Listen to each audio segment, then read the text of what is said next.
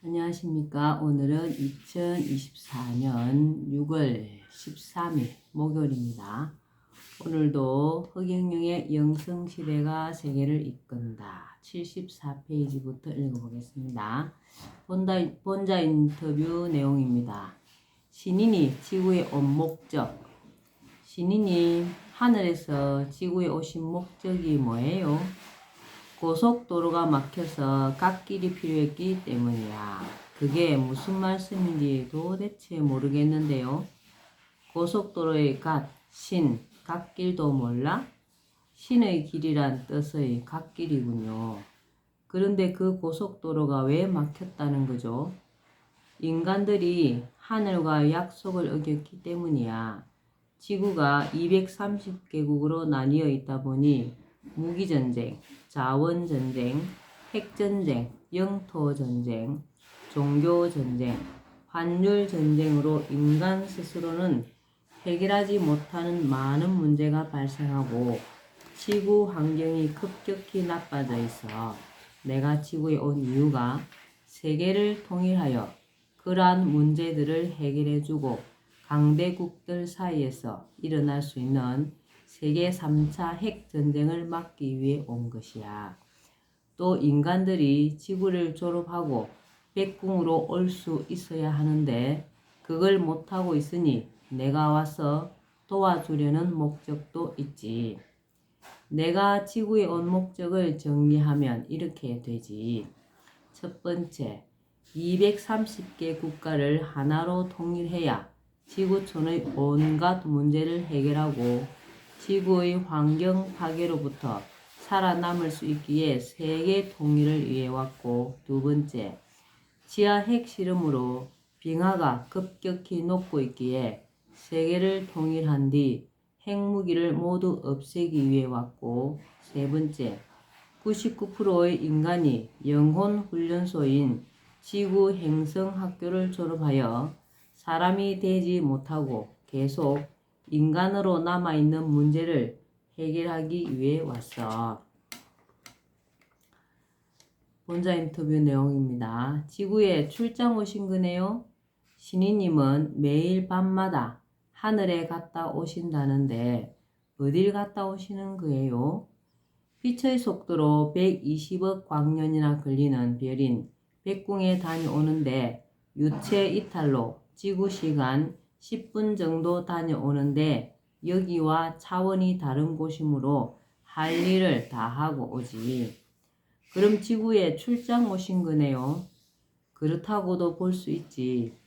출장을 온 것은 지금 지구촌이 어느 도단 시대로 가고 있고 환경오염과 환경 파괴로 지구 자체가 파괴될 위험에 처해 내가 바로잡아야 하기 때문이지. 세계 통일.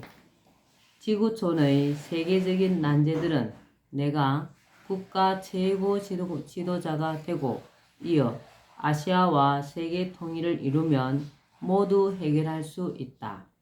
내가 한국의 국가 최고 지도자가 된다면 나는 전 세계 지도자들을 영적으로 움직여 세계를 통일하게 된다. 그리고 대한세계연방이라는 강력한 세계 연방정부를 수립하고 각국을 미국의 연방정부와 주정부와 비슷한 관계로 만들어 세계를 하나로 통합하여 나의 진두지휘하에 각국이 공동으로 환경, 기아, 난민, 전쟁 등의 문제를 해결하게 된다. 결국 세계는 통일되고 국경이 없어져 전 세계가 긴밀하게 소통하게 된다. 본자 인터뷰 내용입니다. 한반도라는 말을 타고 세계 통일하는 자, 허씨. 신이님, 한반도가 왜 말이며 말 안장이 완성되면 허씨 대통령이 나타나 왜 말을 타고 세계 통일을 하게 된다고 하나요? 부산에서 강릉까지 동해안 고속도로가 완공되면 말 안장이 완성되는데 그때 하늘의 말씀을 가지고 온 자가 그 말 안장에 타고 세계를 통일하게 되고 그가 바로 허씨라는 예언이 전해오고 있는데 그 이야기는 사실이야. 한문으로 허씨라는 글자를 옆으로 보니까 말 위에 하늘의 말씀이 올라타고 있는 모습이네요. 그래서 고조선 때부터 임금들이 허씨가 나타날 때까지는 허씨를 대신하여 신하들에게 윤허하여 국사를 보았고 지금도 허가를 받아야 무슨 일을 할 수 있는 거야. 이제 내가 왔으니 직접 허시인 내가 세계를 결제하고 재편성하고 통일하고 지구를 위기에서 구하는 거야. 허자의 뜻은 십자가 위에 있는 사람의 말씀이란 뜻이야. 그동안 동해안 고속도로가 완공되지 못해 내가 말을 탈 수 없었는데 포항 출신 대통령이 나타나 그 도로를 신속히 만들게 되어 나는 9일 한반도의 말을 타게 될 것이고 한국의 대통령이 된 뒤 세계 통일을 하러 말의 방향인 중국 대륙으로 달려가 먼저 아시아를 통일하고 세계를 통일할 것이야. 본자 인터뷰 내용입니다. 세계 통일하는 이유. 신이님은 전 세계를 통일하고 왜 핵무기를 모두 없애려는 거예요? 지구온난화가 이대로 가면 지구 육지의 70%가 바다가 되고 눈 덮인 시베리아와 알래스카만이 농사를 지을 수 있게 되니 인류는 살 수가 없게 되는 거야. 온난화가 심해져 기온이 정상보다 3도씨 정도가 더 오르면 지구는 멸망하게 돼. 기온이 오르면 지구가 멸망한다고요? 지구는 현재 1도씨 상승되어 2도씨만 더 올라가면 멸망하게 되는 거야. 그래서 내가 하늘에서 온 거야. 인간의 체온이 3도씨만 올라가면 사망에 이를 수도 있듯이 지구도 기온이 3도씨만 올라가면 멸망할 수가 있어. 세계를 통일하고 지구의 핵무기를 없애야 해. 지구 온도 상승과 세계 통일, 핵무기 제거가 무슨 상관이 있나요? 미국, 중국, 러시아 등 핵을 가진 국가들이 지하 핵 실험을 할 때 그 열이 빙하 쪽으로 가서 빙하를 녹이는 거야. 그래서 통일해야 통제가 가능하거든. 하늘의 심판. 하늘이 지상에서 행할 심판에는 크게 세 가지가 있다. 첫째는 그동안 국민의 고혈을 빨아 자신의 배를 채운 정치인들을 심판하는 것이다. 둘째는 예정된 10,000명 내외의 인간을 백궁으로 데려가기 위한 알곡과 가라지 선별 심판이다. 이 심판은 현재 진행 중에 있다. 셋째는 타락한 인류에 대한 심판이다. 이를 위해 하늘에서는 찰나 바이러스를 준비하고 있다. 오만과 탐욕에 찌든 자들은 이 심판을 면하지 못하게 될 것이다. 물론 이러한 심판 말고도 인간은 항시적으로 심판을 받고 있기도 하다.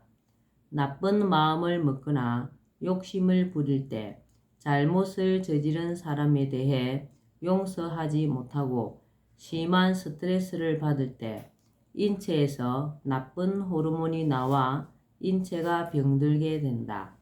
반면에 좋은 일을 하고 남을 좋게 생각하며 너그러운 마음을 갖게 되면 좋은 호르몬이 나와 인체가 건강해진다. 이것도 심판이라고 할 수 있다. 그러나 현재 하늘이 하려는 것은 이와는 다른 심판이다. 본자 인터뷰 내용입니다. 하늘의 심판, 집단 심판과 개인 심판. 신이님, 하늘이 인간을 심판하나요? 그럼 심판하지. 그런데 심판은 크게 개인 심판과 집단 심판이 있어. 그게 뭐예요? 영화 베너에서 베너라는 청년이 십자가에 끌려가는 예수에게 물을 한 바가지 주었지. 목말라 하던 예수가 그 물을 먹을 때 베너라는 청년을 한번 쳐다보았어. 그래서 어떻게 되었어요? 베너는 물을 죄인에게 주었다고 로마 군인에게 생명의 위협을 받았지.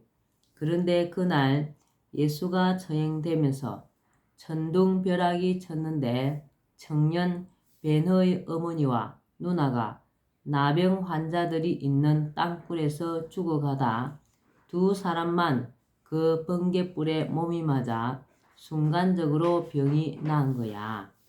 벤허는 어머니와 누나의 병을 낫게 하기 위해 예수에게 물을 준 것이 아니라 12 제자도 무서워 도망갔는데 모함받고 죽음으로 끌려가는 예수가 진심으로 안타까워서 의로운 마음에서 물을 준 것이었어. 수백 명의 다른 나병 환자는 아무도 고침받지 않았는데 베너의 어머니와 누나만 고쳐진 거야. 그리고 그날 예수가 처형될 때 옆에 강도 2명도 처형되었는데 한 강도가 예수를 핍박하고 조롱하는 동료 강도에게 꾸지람하면서 비록 자신이 강도였지만 예수를 보며 회개하자 예수가 그를 보며 너는 오늘 나와 함께 낙원에 있으리라 라고 했어. 그날 그 강도는 하늘의 아름다운 별에 도착했어. 몇 천년 후 내가 심판할 때 너를 구해준다고 한 것이 아니야. 이야, 오늘은 하늘은 즉시 응답을 주는군요.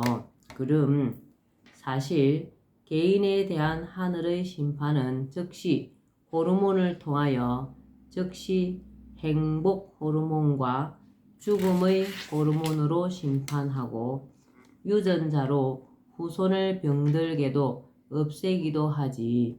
그리고 부모나 스승이나 신에게 죄를 지은 자는 즉시 요절시켜서 목숨을 끊어버리는 거야. 이게 개인에 대한 심판이야. 또한 소돔과 고모라 성처럼 동성 연애자로 타락할 때는 도시 전체나 인류 전체를 집단적으로 심판하기도 해. 집단 심판이지. 이야, 소돔과 고모라 성과 노아의 홍수는 집단 심판이네요. 아담족과 한민족. 우리 민족이 한민족은 지금으로부터 약 1만 년 전 백궁에서 우주선으로 지구에 운반되어 온 아담족, 환웅족의 하나이다. 지구에는 3억 5천 년만 전에 만들어져 처음 정착된 네피림 이후 지구의 환경 변화에 따라 몇 차례 다른 인종들이 들어왔으며 아담족은 그중 가장 늦게 만들어져 들어온 인종으로 이전의 인종보다 발음기관 등 신체적 특징과 두뇌가 우수하다. 아담족은 몽고 인종이라고도 불리는데 태어날 때 엉덩이에 푸른 멍이 든 것처럼 보이는 몽고 반점을 갖고 있는 것이 특징이다. 현재 아담족은 한반도의 한민족을 비롯하여 중국인의 일부, 유대인, 몽고인, 아메리카 인디언 등이 모두 해당되며 일본에도 우리 민족이 건너감으로써 아담족의 피가 흐르고 있다. 아담족은 원래 지금의 메소포타미아, 수메르 지역 일대와 텐산 산맥 부근에 살았으나 후에 일부는 중동 지역에 자리 잡고 일부는 동쪽으로 이동하여 몽고 초원지대를 누비며 중국의 일부 지방과 한반도로 내려오고 다른 일부는 얼어붙은 베링해를 건너 알래스카를 지나 아메리카 대륙으로 들어가 인디언이 되었다. 텐산 산맥을 넘어 동으로 온 아담족 중에는 아담, 한웅의 15대 손인 욕단의 13명 아들 중 12번째 아들 하울라가 있었다. 하울라는 무리를 이끌고 아사달이라는 곳에 도읍을 정하고 나라를 세웠는데 하울라가 바로 단군이며 단군이 세운 나라가 고조선이었다. 단군을 그냥 단군이라고 하지 않고 단군 할아버지라고 하는 이유는 하울라 단군을 후손들이 하울라 아버지라 부른 데서 연유한다. 즉 단군 하울라 아버지라고 부른 것이 후에 단군 할아버지로 굳어진 것이다. 단군이 고조선을 세운 날이 개천절이다. 현재 우리나라에서 개천절을 10월 3일로 기념하고 있으나 조선이라는 이름의 조를 살펴보면 열십, 날일, 열십, 달월로 10월 10일이 실제 개천절임을 나타내고 있다. 아담의 15대 손 욕단의 12번째 아들 하울라 단군 할아버지를 제외한 나머지 12명의 후손들은 중동 지역에 그대로 자리를 잡았는데 그들이 바로 유대인들이다. 유대인과 우리 한민족이 같은 아담족, 한운족이라는 것은 여러 유물로 확인이 되고 있는데 대표적인 것이 한민족과 유대인이 모두 갓을 쓰는 풍습이 있다는 것이다. 네. 오늘은 허경영의 영성시대가 세계를 이끈다. 여기까지만 읽겠습니다. 오늘도 건강하시고 복 많이 지으시는 행복한 날 되시기 바랍니다. 감사합니다. 허경영.